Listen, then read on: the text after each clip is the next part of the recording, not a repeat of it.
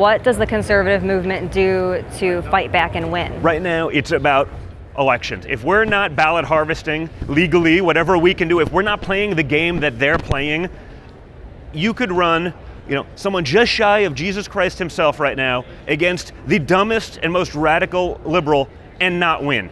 Right? That's the game right now. People are going to argue about who's the better candidate. As far as I'm concerned, at this point, if we're not addressing those issues, it doesn't matter. That's going to be a harsh thing for people to hear or believe. That's the reality.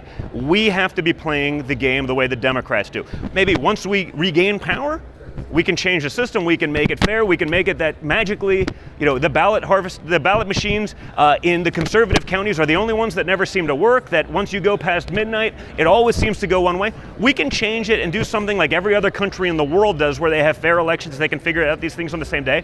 Until we're actually in control to make those changes, we have to be playing the game on the battlefield set by the other side. That's not an easy task, but that's frankly the only thing that we need to address right now. We're not losing on issues. I can promise you that. Right? There's not even left-leaning parents that want their 3-year-old to be having conversations with their radical leftist, purple-haired teacher about changing their gender. That ain't happening.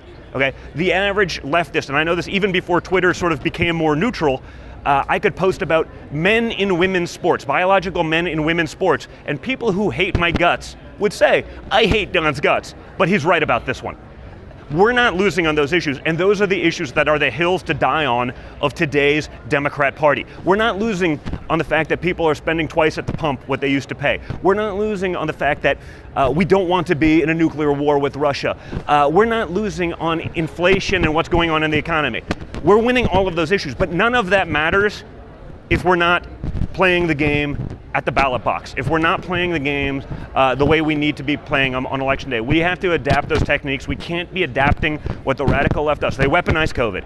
They change systems, whether legally or illegally, it didn't matter, and they're probably never going back because they control enough of the systems, especially in the swing states, where it doesn't matter.